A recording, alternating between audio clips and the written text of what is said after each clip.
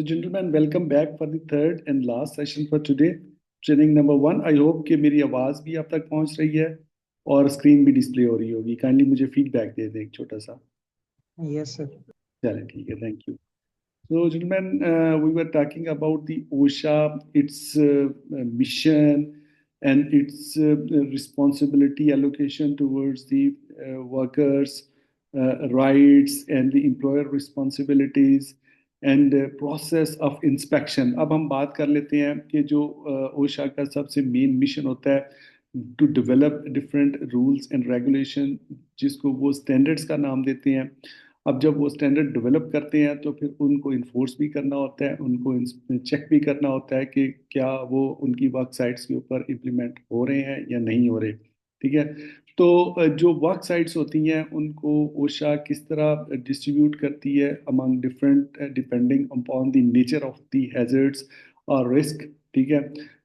जब भी ओशा की इंस्पेक्शन कॉल होती है तो उसके लिए स्पेसिफिक कैटेगरीज होती हैं जिनमें मतलब ओशा की इंस्पेक्शन जो है उस नोयत के मुताबिक फिर बाज़ इमीडिएट इंस्पेक्शन होती है, बाज़ प्री प्लान इंस्पेक्शन होती है. सम टाइम वो मतलब है कि पहले नोटिस देते हैं depending upon the risk of that organization, जिसमें इमिनेंट डेंजर है. अगर कोई मतलब किसी वर्क साइट के ऊपर ऐसी सिचुएशन मौजूद है कि जहाँ पे किसी की लाइफ को कंटिन्यूस थ्रेट है, मतलब मशीन्स ऐसी हैं या कोई ऐसी एक्टिविटी वहाँ पे परफॉर्म हो रही है जिसकी वजह से फौरी तौर पे आपके वर्कर्स को ख़तरा हो सकता है, उनकी हेल्थ को, सेफ्टी को, तो वहाँ पे इंस्पेक्शन कॉल हो जाती है.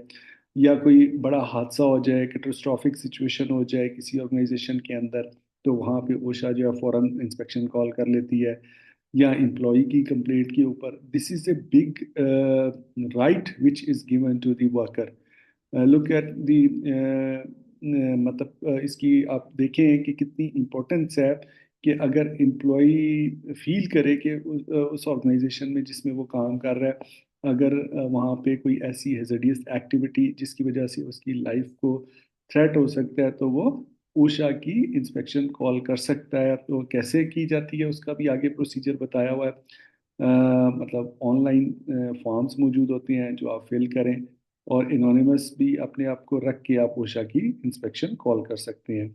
इसके बाद प्रोग्राम्ड इंस्पेक्शंस भी उनकी होती हैं, स्केड्यूल्स होते हैं, बाकायदा पूरे पूरे साल के स्केड्यूल्स बनते हैं और डिफरेंट इंडस्ट्रीज़ को वो टारगेट करते हैं और वहाँ पे जाके इंस्पेक्शन वगैरह करते हैं. इसी तरह फॉलो अप इंस्पेक्शंस भी उनकी रूटीन में हो रही होती हैं.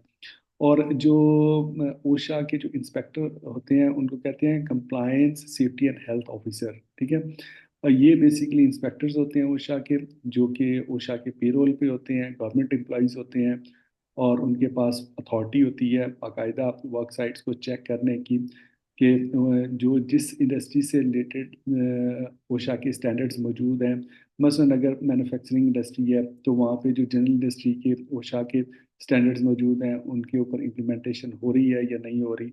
मसलन वहाँ पे अगर कोई हेजेडियस सिचुएशन है तो क्या वहाँ पे रिस्क असेसमेंट परफॉर्म हुई हुई है नहीं हुई, कोई हेल्थ एंड सेफ्टी की पॉलिसी वहाँ पे मौजूद है या नहीं है, और अगर वहाँ पे कोई हैजर्ड्स मौजूद हैं तो उनकी मिटिगेशन के लिए कोई कंट्रोल मेजर्स वहाँ पे अप्लाई हुए हुए हैं या नहीं हुए हुए. सो ये सारे टॉपिक्स जो हैं ओशा के बेसिकली उसमें कैटेगरी में होते हैं जिनको वो इंस्पेक्ट करते हैं. तो इंस्पेक्टर्स का जो प्रोसीजर होता है, मतलब स्टेजेस जो जिसको हम इंस्पेक्शन स्टेजेस कहते हैं, वो 4 किस्म की होती हैं जो इंस्पेक्शन परफॉर्म की जाती हैं ऑन साइट ओशा के इंस्पेक्टर्स की तरफ से. मतलब कोई ऐसे भी होते हैं कि some time they have to perform immediate inspection के, इमिनेंट डेंजर है तो उसको मिटिगेट करने के लिए मतलब अगर वहाँ पे फौरी तौर पे एक्शन लेना पड़ता है तो वो भी करते हैं. बट जो एक रेगुलर प्रोसीजर होता है, सबसे पहले तो वो अपनी क्रेडेंशियल्स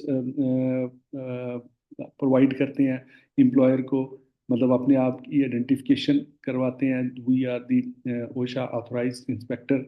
और उसके बाद फिर उनकी जो मैनेजमेंट होती है उस वर्क साइट की, उनके साथ एक ओपनिंग कॉन्फ्रेंस होती है जिसमें वो इंस्पेक्टर जो हैं वो ये बताते हैं जी कि हम इस इंस्पेक्शंस के ऊपर आए हैं, मतलब कोई फर्टेलिटी के नतीजे में इंस्पेक्शन हो रही है, एम्प्लॉय की कंप्लेंट के ऊपर हो रही है, प्रोग्राम्ड इंस्पेक्शन है या फॉलोअप इंस्पेक्शन है, जिस तरह की भी इंस्पेक्शन होती है वो उनको प्रोवाइड किया जाता है, मतलब नॉलेज प्रोवाइड किया जाता है एम्प्लॉयर को।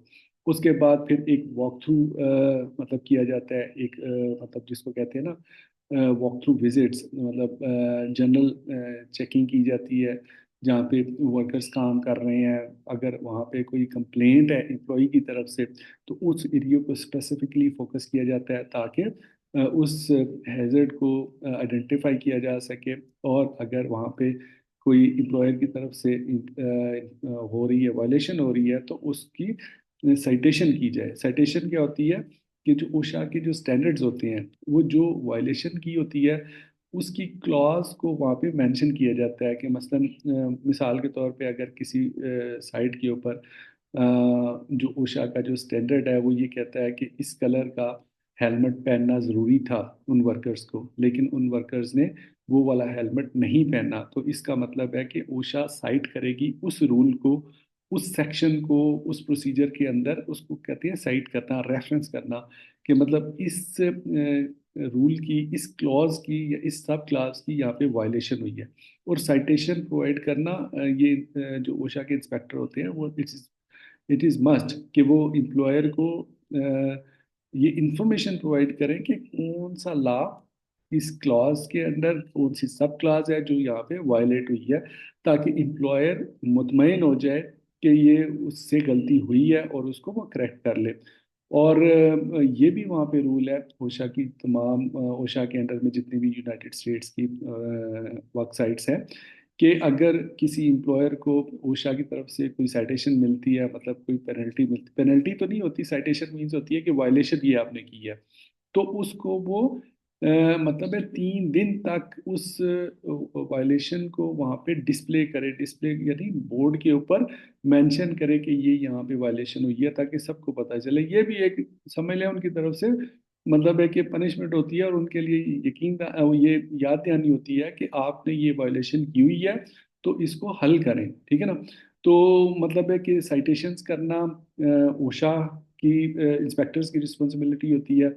जो वॉक थ्रू कर लेते हैं, आइडेंटिफाई कर लेते हैं वो चीज़ों को, तो फिर वो क्लोजिंग कॉन्फ्रेंस एक हेल्ड करते हैं उनकी मैनेजमेंट के साथ, जिसमें उनको बताया जाता है कि आपने फलां फलां रूल की खिलाफ वर्जी की है, ये वाला स्टैंडर्ड है, इस स्टैंडर्ड के अंदर ये वाला पार्ट है, ये सब पार्ट है उसका, ठीक है। तो वहाँ पे फिर मतलब है कि वो एम्प्लॉयर मुतमईन हो जाता है कि ये मेरी तरफ से गलती हुई है, तो फिर वो उसको करेक्ट कर लेते हैं, ठीक है जी।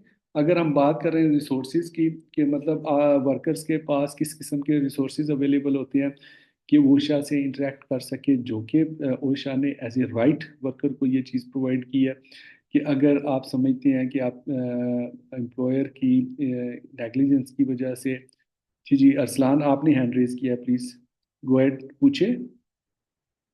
हाँ सर, मेरा क्वेश्चन है कि साइटेशन जो होती है वो जो उसकी जो रेफरेंस या उसकी क्लास जो पेस्ट करेगा वो इम्प्लायर करेगा या फिर नहीं नहीं, वो ओशा का ओशा इंस्पेक्टर इंस्पेक्टर करेगा? करेगा। ओशा इंस्पेक्टर करेगा। अच्छा। एम्प्लॉयर तो नहीं करेगा कभी भी ना, एम्प्लॉयर तो एक्सेप्ट नहीं करेगा। एम्प्लॉयर सिर्फ ये होगा कि एम्प्लॉयर को मतलब पता होना चाहिए कि मैंने वायलेशन कौन सी की है, क्योंकि साइटेशन करना तो इंस्पेक्टर का काम है, वो जी जी। एम्प्लॉयर का काम नहीं थैंक यू। है, ठीक है।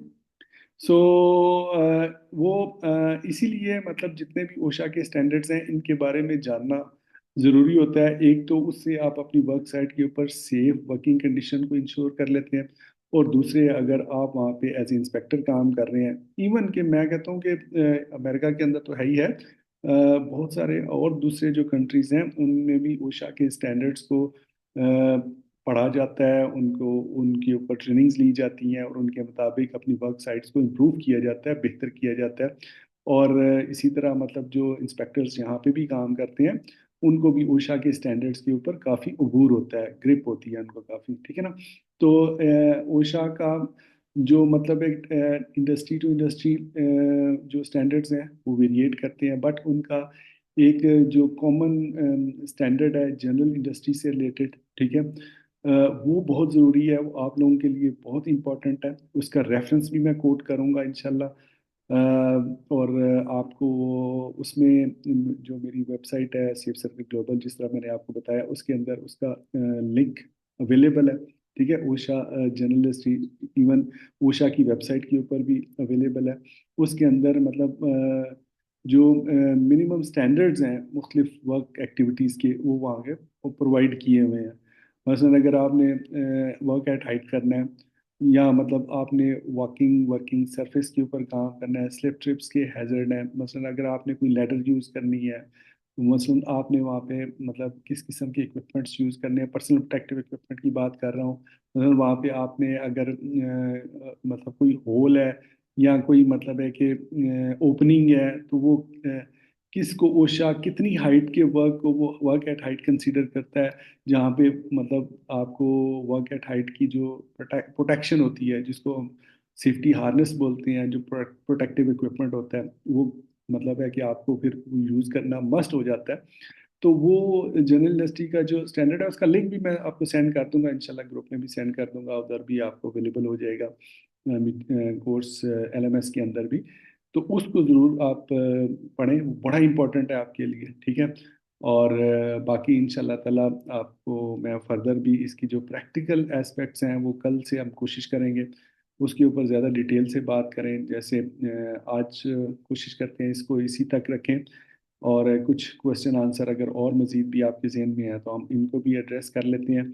और कल इंशाल्लाह हम प्रैक्टिकल जो इनके टॉपिक्स हैं, जिसमें वॉकिंग वर्किंग सर्विसेज है और इमरजेंसी एग्जिट रूट वगैरह की मतलब है कि उनके अंदर किस किस्म के हैजर्ड्स होते हैं, और उनकी प्रोटेक्शन को कैसे इंश्योर किया जाता है, और उनको आइडेंटिफाई कैसे किया जाता है उन हैजर्ड्स को, उसके ऊपर हम डिटेल से बात करेंगे। ठीक है जी। तो ये कुछ मतलब रिसोर्सेज उन्होंने वेबसाइट के ऊपर दिए हुए हैं। आप इन इन फॉर्म्स को डाउनलोड करके अपनी कंप्लेंट्स लॉन्च कर सकते हैं, और उस कंप्लेंट की बेसिस के ऊपर ओशा की इंस्पेक्शन जो है वो कॉल हो जाती है, और ओशा के इंस्पेक्टर्स आपकी वेबसाइट के ऊपर आ जाते हैं, और वो फिर इंस्पेक्शन फॉर्म करते हैं। और ये मतलब देखें, मैं आपको शुरू में बताने लगा था कि ओशा की जो बेस है वो ओएसएच एक्ट है 1970 का। ठीक है, ये दिसंबर में एक्ट पास हुआ था, जो वहाँ की कांग्रेस ने पास किया था।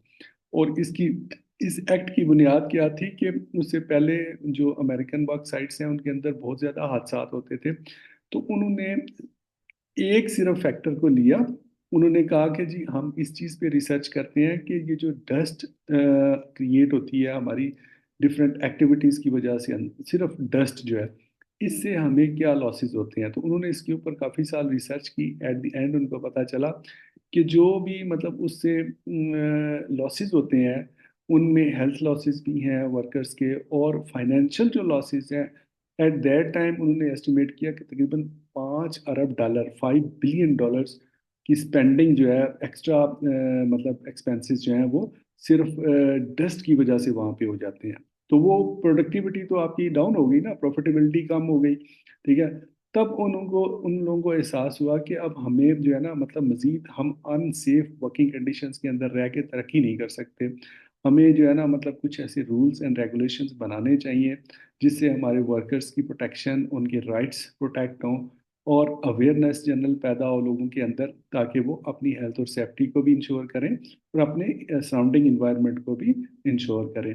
तो उसके बाद मतलब काफ़ी रिसर्च और काफ़ी थिंकिंग के बाद उनकी गवर्नमेंट जो है वो मोटिवेट हुई, और वो फिर उन्होंने एक उनकी कांग्रेस, उनकी जो पार्लियामेंट है कांग्रेस कहलाती है, उन्होंने फिर 70s में दिसंबर 27 दिसंबर आई थिंक एक एक्ट जो है बिल की शक्ल में प्रेजेंट किया। और वहाँ पे फिर प्रेसिडेंट निक्सन ने जब उनकी अप्रूवल हुई तो उसको साइन किया। और फिर अप्रैल 1971 में, आई थिंक 28 अप्रैल को, ओशा जो है वो मारदे वजूद वजूद में आई। मतलब वहाँ पे फिर ओशा क्रिएट की गई on the basis of that OSH act. ठीक है ना, वो उनका मदर लॉ है हेल्थ एंड सेफ्टी का। जो यूं समझ लें कि वर्ल्ड वाइड भी जो प्रॉपर इंस्ट्रूमेंट है लीगल, जिसको सबसे ज्यादा अहमियत दी जाती है दुनिया में, वो यही है OSH act of USA of 1970। ठीक है। उसके बाद 1974 में यूके का जो मदर लॉ है हेल्थ एंड सेफ्टी से रिलेटेड, जिसको health and safety at work act 1974 कहते हैं, वो फिर आया। फिर उसके बाद यूरोपियन ओशा के लॉज बने, ऑस्ट्रेलियन ओशा के लॉज बने, आईएलओ ने भी बाद में लॉज बनाए 1981 में। उनका पहला जो लीगल इंस्ट्रूमेंट था हेल्थ एंड सेफ्टी से रिलेटेड, जिसकी बुनियाद पे वो हेल्थ एंड सेफ्टी को कंट्रोल करते हैं, जिसको 1981 की कन्वेंशन कहा जाता है उनके लॉज को। तो इस तरह मतलब मुख्तलिफ ममालिक के अंदर जो हेल्थ एंड सेफ्टी के लॉज हैं उनको मुख्तलिफ नामों से पुकारा जाता है। जिस तरह यूएसए में स्टैंडर्ड्स कहा जाता है, एक्ट भी कहा जाता है, एक्ट्स ऑफ पार्लियामेंट जिनको कहा जाता है, रूल्स एंड रेगुलेशन भी कहा जाता है। इसी तरह यूके में भी इसी तरह मतलब हेल्थ एंड सेफ्टी के मुख्तलिफ किस्म के रूल्स मौजूद हैं, स्टैंडर्ड्स मौजूद हैं, लीगल इंस्ट्रूमेंट्स मौजूद हैं, और उनके फॉलो अप के लिए फिर ज़ाहिर है वर्क फोर्स वहाँ पे काम कर रही होती है। इसलिए उन मुल्कों में इसकी बहुत ज़्यादा अहमियत है, क्योंकि ना सिर्फ उनकी गवर्नमेंट की ऑर्गेनाइजेशंस में उनको काफ़ी वर्क फोर्स की ज़रूरत होती है, बल्कि प्राइवेट जो ऑर्गेनाइजेशंस होती हैं फिर वो उसको कंप्लाई करने के लिए वहाँ पे मस्ट है, मतलब वहाँ पे रूल है कि आपने रिस्क असेसमेंट लाजमी करनी है, आपने ट्रेनिंग वर्कर्स को लाजमी देनी है, आपने उनको हेल्थ एंड सेफ्टी से रिलेटेड क्वालिफिकेशंस लाजमी करवानी है। मतलब आपके पास चॉइस नहीं होती वहाँ पे। तो इसलिए फिर वहाँ पे स्टैंडर्ड्स भी बेहतर है, मतलब वर्कर्स की ओवरऑल जो मोरालिटी है, ओवरऑल जो प्रोडक्टिविटी है हमारे से बहुत बेहतर है। इसलिए वो एडवांस कंट्रीज हैं, डेवलप कर गए। तो वो डस्ट की बेस से शुरू हुए, सिर्फ डस्ट को कंट्रोल करने के लिए उन्होंने पूरा लॉ बना दिया, उसको इन्फोर्स कर दिया, और अभी तक इन्फोर्समेंट उनकी जारी है। और उसकी वजह से आप देख लें उनकी तरक्की का लेवल, यूएस इस वक्त दुनिया की वर्ल्ड पावर है, ठीक है। कौन सी इंडस्ट्री है जो यूएस में काम नहीं कर रही? आपकी इतनी बड़ी बड़ी इंडस्ट्रीज वहाँ पे काम कर रही हैं। स्पेस को ही देख लें आप, एरोस्पेस को देख लें, उनकी डिफेंस इंडस्ट्री को देख लें, एटॉमिक न्यूक्लियर एनर्जी की इंडस्ट्री को देख लें, एविएशन इंडस्ट्री को देख लें। लेकिन वो कैसे चल रही हैं? इतनी बड़ी बड़ी इंडस्ट्रीज कैसे चल रही हैं? क्यों? दे आर वेल मैनेज्ड, ठीक है, through a proper legislation, and these are the basis. ये जो ऑर्गेनाइजेशंस हैं उनकी सेंट्रल जो उनको कंट्रोल करती हैं, ये जो रूल्स एंड रेगुलेशन है जो उनको मैनेज करते हैं, ठीक है, उसकी वजह से फिर वहाँ पे वायलेशंस कम से कम होती हैं। उनको पता होता है एम्प्लॉयर्स को, अगर आप वायलेशन करेंगे तो उसकी कोई ना कोई लीगल इम्प्लीकेशंस होगी, और सख्त सजाएं भी हैं वहाँ पे, ठीक है, और रिवार्ड्स भी हैं वहाँ पे, अप्रिसिएशंस भी हैं। और वहाँ पे तो चॉइस भी आपके पास नहीं होती कि आप मतलब है कि ऐसा नहीं कर सकते कि ठीक है जी आपका दिल किया तो हेल्थ एंड सेफ्टी ऑफिसर्स वहाँ पे आप रख लें। नहीं, आपके पास चॉइस नहीं होती, बल्कि आपके लिए मैंडेटरी होता है वहाँ पे हर वर्क साइट को एक proper health and safety supervisor जो सुपरवाइज करता है। उसके नाम डिफरेंट हो सकते हैं, health and safety officer, health and safety and compliance officer, health and safety manager, health and safety inspector, health and safety supervisor, etc. So many name may be there, or ranks may be there, directors level तक के लोग भी, but their main objective is to protect and prevent the harm which can be caused by the different activities of their work sites. So gentlemen, जी किसी ने हाथ raise किया है या कुछ मेरा ख्याल है मैसेज आया, मीटिंग ग्रुप चैट, जी डिसिप्लिन, यस डिसिप्लिन बिल्कुल ठीक है। डिसिप्लिन को भी मैनेज किया जाता है, उसी से इंश्योर किया जाता है। आप जो ओशा डिफरेंट मतलब कंट्रोल मेजर्स वहाँ पे इन्फोर्स करती है। सो जेंटलमैन, आई थिंक अगर आप का यहाँ पे कोई क्वेश्चन है तो काइंडली मुझसे आप पूछ लें, वरना फिर आज की क्लास को हम यहाँ पे क्लोज कर देते हैं, और कल से हम प्रॉपर अपना जो है इंशाल्लाह स्टार्ट लेंगे, जो प्रैक्टिकल हमारे टॉपिक्स हैं उनके ऊपर ब्रीफिंग लेंगे। सर ये तो मतलब इंट्रो था ना एक टोटल के ओशा के अंदर होता गया, तो मतलब एक समरी बताएं कि इसके अंदर जो मेन मेन टॉपिक्स हैं वो क्या क्या होंगे, मतलब क्या क्या स्टडी किया जाएगा, ये भी साथ बता दें जो इंडिविजुअल टॉपिक्स होंगे। हाँ वो आप मेरा ख्याल है शायद देर से क्लास में आए हैं, हम शुरू में मैंने बता भी दिया था, लेकिन चले मैं दोबारा बता देता हूँ। इस ट्रेनिंग के अंदर जो हमने हमारा कोर्स स्ट्रक्चर है, जिसमें जो हमने टॉपिक स्टडी करने हैं, उसका मैं एक दफ़ा फिर आपको ओवरव्यू दे देता हूँ, ताकि आप भी उसमें शामिल हो जाएं। इंट्रोडक्शन था बेसिकली आपको अवेयर करना ओशा से रिलेटेड, जिसमें ओशा की जो इंस्पेक्शन का प्रोसीजर है, या स्टैंडर्ड्स को डेवलप करना होता है, या किस तरह इंश्योर करना होता है इन्फोर्समेंट को, हेल्थ एंड सेफ्टी के जो लॉज हैं, और उसी की बुनियाद पे रोल एम्प्लॉयर्स की रिस्पॉन्सिबिलिटी और वर्कर्स राइट्स वगैरह। उसके बाद जो हमारे प्रैक्टिकल टॉपिक्स हैं उसमें वॉकिंग एंड वर्किंग सर्विसेज हैं, ठीक है। ओशा की जो मतलब रिसर्च है उसके मुताबिक ये जो वॉकिंग एंड वर्किंग सर्विसेज होती हैं उनके ऊपर सबसे ज़्यादा एक्सीडेंट कॉज होते हैं, ठीक है। इसको हम डिटेल से डिस्कस करेंगे, वॉकिंग एंड वर्किंग सर्विसेज जिसमें स्लिप ट्रिप्स होते हैं, ठीक है। उसके बाद हमारा अगला टॉपिक होगा exit roads, emergency action plans and fire prevention, ठीक है। आपकी वर्क साइट्स के ऊपर कोई एमरजेंसी अकर हो गई है, ठीक है, तो उस एमरजेंसी की सूरत में आपने प्रिवेंशन कर कैसे कर, फायर इमरजेंसी हो सकती है, कोई और एक्सीडेंट हो सकता है, ठीक है, या कोई नेचुरल डिजास्टर हो सकता है जिसकी सूरत में आपको एग्जिट करना है अपनी वर्क साइट से और किसी सेफ प्लेस के ऊपर जाना है, तो वो इवैक्यूएशन किस तरह मतलब होगी, स्पेसिफिक यहाँ पे फायर हैजर्ड से रिलेटेड चीज़ है। मतलब फायर की अगर इमरजेंसी हो गई है तो उसकी प्रिवेंशन कैसे होगी उसके ऊपर डिस्कस करेंगे। इलेक्ट्रिकल हैजर्ड्स के ऊपर हम डिस्कस करेंगे कि इलेक्ट्रिकल हैजर्ड्स जो हैं वो किस किस्म के होते हैं हमारी ऑर्गेनाइजेशंस के अंदर, उनके अंदर किस किस्म के हैजर्ड्स और रिस्क मौजूद होते हैं, और उनकी प्रोटेक्शन को कैसे इंश्योर किया जा सकता है, ठीक है। पर्सनल प्रोटेक्टिव इक्विपमेंट को भी डिटेल से हम डिस्कस करेंगे इंशाल्लाह। जी अरसलान अरशद पूछे प्लीज। सर, जैसे इसका एक कोड है जनरल इंडस्ट्री का 1910, जी तो उसमें काफ़ी ज़्यादा चीज़ें हैं, वेंटिलेशन है, और जैसे आपने अभी डिस्कस किया कि वर्क एट हाइट और डिफरेंट चीज़ें, तो उन सब चीज़ों को जो भी 1910 में आ रही हैं सबको हम इस कोर्स में स्टडी करेंगे। नहीं नहीं, वो सारा स्टैंडर्ड तो बहुत बड़ा है, वो हमारे स्कोप में नहीं है। उसमें मतलब जो मेन इंपॉर्टेंट चीज़ें हैं ना वो इस स्कोप के अंदर शामिल है। 17 इनके क्राइटेरिया पॉइंट्स हैं जो मैं अभी आपको टॉपिक बता रहा हूँ। इसकी मैं बुक भी आपको इंशाल्लाह सेंड करूंगा, इसके नोट्स भी सेंड करूंगा साथ साथ।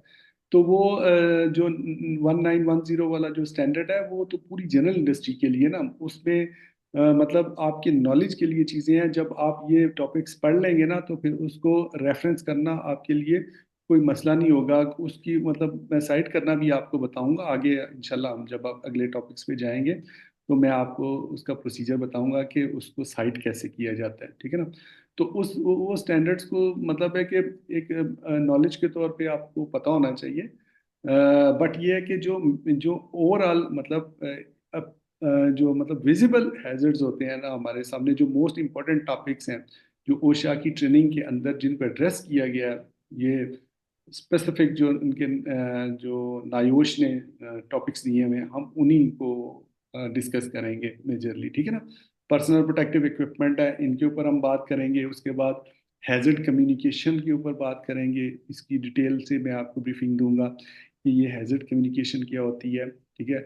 ये केमिकल इंडस्ट्री से रिलेटेड है। केमिकल्स का यूज़ जो होता है हमारी ऑर्गेनाइजेशंस के अंदर, उनमें डिफरेंट किस्म के जो हैजर्ड्स होते हैं उनका उनकी कम्युनिकेशन कैसी होनी चाहिए कि वर्कर अपने आप को प्रोटेक्ट कर सके। मटेरियल हैंडलिंग, मटेरियल्स का यूज़ और होता है हमारी ऑर्गेनाइजेशंस के अंदर, रॉ मटेरियल्स हैं इस तरह, मतलब अगर कंस्ट्रक्शन साइट है डिफरेंट किस्म के मटेरियल्स का यूज़ हो रहा है, तो उनकी मटेरियल्स हैंडलिंग में किस किस्म की हैजर्ड्स होते हैं, उनसे किस किस्म की इंजरीज हो सकती हैं, और उनको फिर कंट्रोल कैसे किया जाता है एज पर ओशा स्टैंडर्ड्स, उसके ऊपर हम डिस्कस करेंगे। स्पेसिफिक ये जो टॉपिक मैं आपको बता रहा हूँ इनसे रिलेटेड जो ओशा के जो स्टैंडर्ड के अंदर मेंशन है सेक्शन, उसको भी हम साइड करेंगे कि मशीन गार्डिंग से मुतल्लक ये ओशा के स्टैंडर्ड्स के अंदर, क्योंकि इस ट्रेनिंग के अंदर जितना भी मटेरियल है वो ओशा के स्टैंडर्ड से ही लिया गया, ठीक है ना। मशीन गार्डिंग है, आपकी मशीन जो काम कर रही होती है इनके ऊपर प्रोटेक्टिव गार्ड्स लगे होते हैं जिनको हम इंजीनियरिंग कंट्रोल कहते हैं, ठीक है। उसकी हम बात करेंगे, ठीक है। ब्लड बॉर्न पैथोजेंस जो आपके हेल्थ से रिलेटेड वायरसेस बैक्टीरियाज वगैरह जो आपकी वर्क साइट्स के अंदर आपको नुकसान कर सकते हैं आपकी हेल्थ को, जैसे हेपेटाइटिस ए, हेपेटाइटिस बी, या कोरोना वायरस की जैसे पिछले दिनों हमने प्रॉब्लम भुगती, ठीक है ना। इस तरह के और जो रेगुलर वहाँ पे मतलब पैथोजेंस होते हैं उनके ऊपर बात करेंगे। फिर overall health and safety management की बात करेंगे हम। ये भी टॉपिक मौजूद है कि आपने अगर एक साइट के अंदर हेल्थ सेफ्टी को मैनेज करना है जिस तरह आपने अगर आयुष किया है तो वो बेसिकली है ही हेल्थ एंड सेफ्टी मैनेजमेंट के ऊपर। उसमें प्रैक्टिकल एक्टिविटीज, ये बाकी नॉलेज कम है, उसमें सिर्फ मैनेजमेंट के ऊपर बात हुई है। तो इसमें मैनेजमेंट एक टॉपिक के तौर पे है, ठीक है। हेजिडियस मटेरियल, डिफरेंट किस्म के जो मटेरियल हेजिडियस, जैसे ऑयल एंड गैस के अंदर आपके मतलब गैसेस होती हैं, लिक्विड्स होते हैं, जिनके अंदर फ्यूम्स होते हैं, उनकी मतलब है कि वो डिफरेंट किस्म के आपको रेडियो एक्टिव मटीरियल्स हैं, इग्निशन एंड एक्सप्लोजन के मटेरियल्स मौजूद हैं।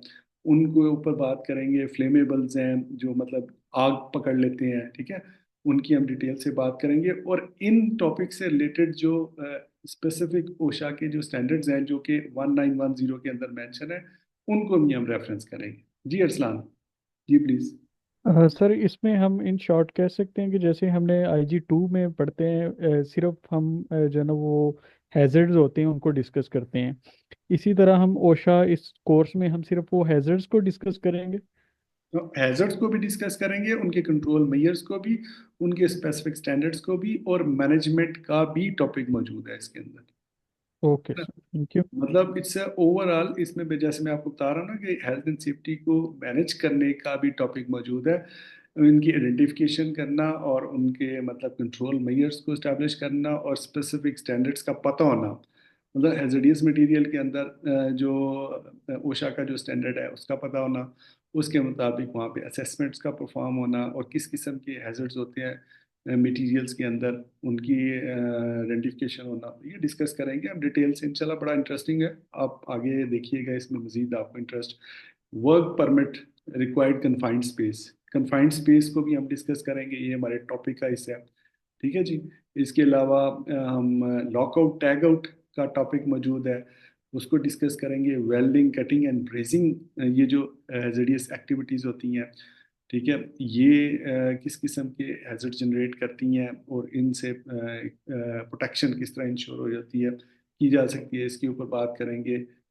Specific in context of the OSHA standards, क्योंकि यहाँ पे जितने भी टॉपिक्स हैं इनको, इनकी रेफरेंस जो है वो ओशा के जो स्टैंडर्ड्स हैं उन्हीं की तरफ जाती है। इंडस्ट्रियल हाइजीन की बात करेंगे, एर्गोनॉमिक्स की बात करेंगे, फिर introduction to portable power tools and other hand held equipments, ठीक है, इनकी बात करेंगे। बेसिकली तो देखें, जो निबोश IGC है, उसमें जो आपका पार्ट फर्स्ट होता है जिसको IG 1 कहते हैं, वो तो एक सिनेरियो बेस्ड एक्सरसाइज होती है, आपका नॉलेज थ्योरेटिकली चेक किया जाता है। लेकिन जो एक्चुअल आपकी प्रैक्टिकल नॉलेज की चेकिंग होती है वो आपकी IG 2 में होती है, क्योंकि उसमें आपने प्रैक्टिकली तमाम अपनी वर्क साइट को एनालाइज करना होता है, उसके अंदर जितने भी हैजर्ड्स हैं उनको आइडेंटिफाई करना होता है, और उसके बाद फिर उनके कंट्रोल मेजर्स अप्लाई करने होते हैं, ठीक है ना। तो इसके अंदर मतलब ये टॉपिक सारे मौजूद हैं, 17 टॉपिक हैं, ठीक है। उसमें से इंट्रोडक्शन हमने कर ली है आज। कल से हम जो बाकी इसके प्रैक्टिकल टॉपिक्स हैं उनके ऊपर डिस्कस करेंगे, और मैं कोशिश करूंगा मतलब जितने कल टॉपिक हम कवर कर सकें, I will try my best कि हम 3 कर सकें या 4 कर सकें। सो मेन चीज़ है कि आपको उसकी अंडरस्टैंडिंग बने, और फिर जब आपकी वैल्यूएशन हो आपको लिए आसानी हो, मुश्किल ना हो कि आपको ये टॉपिक जो है वो अंडरस्टैंड नहीं हुआ। तो आप जो है वो LMS को लाजमी ज्वाइन कर लीजिएगा, ठीक है। उसके अंदर ये रिकॉर्डिंग्स और ये जो मतलब आज के टॉपिक से रिलेटेड भी जो नोट्स हैं वो उसके अंदर आपको मिल जाएंगे इंशाल्लाह। मे बी अभी मिल जाए, या अभी अगर रिकॉर्डिंग तैयार ना हुई तो फिर कल सुबह मैं उसको अपलोड कर दूंगा, but it will be available there, you can review that. आप इसको रिकंसाइल कर सकते हैं, दोबारा सुन सकते हैं, और अपने जहन में जिस तरह आज आपने माशाल्लाह क्वेश्चंस पूछे हैं, आई आई ऑलवेज इनकरेज कि आप क्वेश्चंस पूछें, ज़्यादा से ज़्यादा पूछें, ठीक है, क्योंकि ये इंटरेक्टिव लर्निंग है, तो इसमें आपकी पार्टिसिपेशन की बहुत ज़्यादा वैल्यू है, ठीक है। ये आपके किसी एक क्वेश्चन की वजह से बहुत सारे दूसरे लोगों को भी फ़ायदा हो जाता है कि वो टॉपिक ब्रीफली डिस्कस हो जाता है, ठीक है। तो क्वेश्चंस करें अपने फ्रेम, अपने माइंड फ्रेम में, उसके मतलब आप चाहे नोट कर लें, चाहे आप व्हाट्सएप में डाल दें, चाहे आप मतलब फोरम में डाल दें, बट ये है कि you should ask the questions, and I will be there to clarify each and everything, ठीक है। तो this is all from my side. और कोई आपका क्वेश्चन है आज से, आज के टॉपिक से रिलेटेड? तो you can ask me please, otherwise फिर हम इसको क्लोज करते हैं और नो सर, इंशाल्लाह। थैंक्स। No, चलें, sir, all clear. Okay. Thank you so much sir. Okay, sir. Thank you. Jazakallah. My player. So जिनमैन, इंशाल्लाह कल से हम ज़रा ज़्यादा एनर्जेटिक होके इसके ऊपर काम करेंगे और इंशाल्लाह ताला I will try my best कि मैं आपको एक बेस्ट अंडरस्टैंडिंग दे सकूं, ताकि आपको ऐसा फील ना हो कि हमने कोई रटा मारना है या कोई हमने कोई मतलब हमारे लिए कोई अनयूजुअल चीज़ है। आपको फील हो कि आप खुद इस पोजीशंस के अंदर मौजूद हैं और you are working like that, और ये चीज़ें आपके सामने आपके माइंड में आ रही हैं, ठीक है। So again, I repeat the main points of today's lesson at the end. Number one, कि हमने जो हमारा जो हेल्थ एंड सेफ्टी के जो प्रोफेशनल्स हैं उनका मेन मकसद क्या है, कोर प्रिंसिपल क्या है हेल्थ एंड सेफ्टी का, that is harm prevention, prevention of the harm. Harm क्या है? हार्म है हैजर्ड। हैजर्ड क्या है?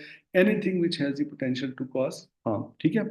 अब उस हैजर्ड के अंदर रिस्क मौजूद होते हैं, ठीक है। अब उस रिस्क के जो लेवल्स होते हैं, सम टाइम वो लो लेवल पे होता है, सम टाइम वो मीडियम लेवल पे होता है, सम टाइम वो हाई लेवल पे होता है। वो लेवल किस तरह डिटरमिन किए जाते हैं?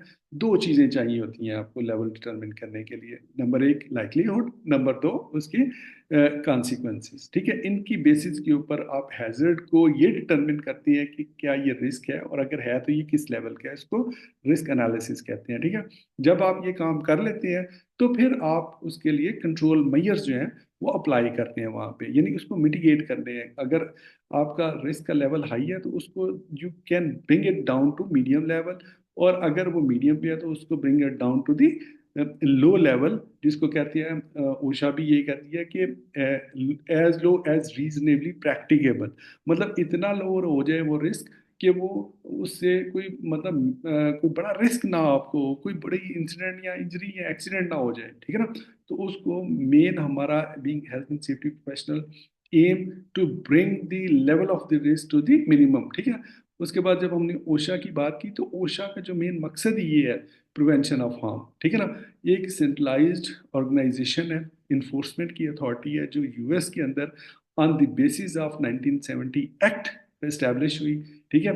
और उसमें इंस्पेक्टर्स मौजूद हैं जो कि पूरे यूएस के अंदर, यूनाइटेड स्टेट्स के अंदर जितनी भी वर्क साइट्स हैं उनके अंदर ये इंश्योर करते हैं कि उनके वर्किंग मैन एंड वुमेन की जो सेफ्टी है उसको और हेल्थ को इंश्योर किया जा सके। और वो ये इंश्योर किस तरह करते हैं? They they have some missions. Number एक, वो कुछ स्टैंडर्ड डेवलप करते हैं, ठीक है। वो उन अपने वर्कर्स को ट्रेनिंग देते हैं अपने लोगों को, ठीक है ना। और वो कोऑर्डिनेट करते हैं विद द एम्प्लॉयर्स, ठीक है, इम्प्रूवमेंट के लिए, ठीक है। तो इस तरह की वो मतलब है कि और इंस्पेक्शन परफॉर्म करते हैं। इंस्पेक्शन का मकसद भी यही होता है ना, इम्प्रूवमेंट करना अपनी वर्क ऑर्गेनाइजेशन के अंदर। बेसिकली इन सारी एफर्ट्स का मकसद ये था कि हार्म को प्रिवेंट किया जाए, इंसिडेंट और एक्सीडेंट्स को प्रिवेंट किया जाए, और प्रोडक्टिविटी को इन्हेंस किया जाए, ताकि आपकी जो प्रॉफिटेबिलिटी है वो बढ़ जाए, ठीक है। और जब प्रॉफिटेबिलिटी बढ़ती है तो ऑर्गेनाइजेशंस ग्रो करती हैं, तरक्की करती हैं, एडवांस करती हैं, ठीक है। और वो रूल भी करते हैं फिर दुनिया में, ठीक है। This is the outcome. और इसी तरह फिर हमने बात की कि ऊषा के अंदर मजीद जो एम्प्लॉयर की रिस्पॉन्सिबिलिटीज़ हैं, एम्प्लॉय की जो राइट्स हैं उनकी रिस्पॉन्सिबिलिटीज़ है, उसके ऊपर फिर जो इंस्पेक्शंस हैं वो कब परफॉर्म की जाती है, किन कैटेगरीज को फोकस करके इंस्पेक्शन परफॉर्म की जाती है। तो इसको मैं सम अप करता हूँ यहाँ पे। तो बाकी इंशाल्लाह ताला we will meet tomorrow at the same time 9 PM with a new topic, and हम इंशाल्लाह उसको मजीद डिटेल से डिस्कस करेंगे। So gentleman, good night so far, and we will meet tomorrow at 9 PM at our regular time. Yes sir, Stay safe. इंशाल्लाह। Thank you very much and all the Okay, best. sir. Inshallah. Thank you. Okay Thank sir, you. Okay sir, thank you, Allah Hafiz.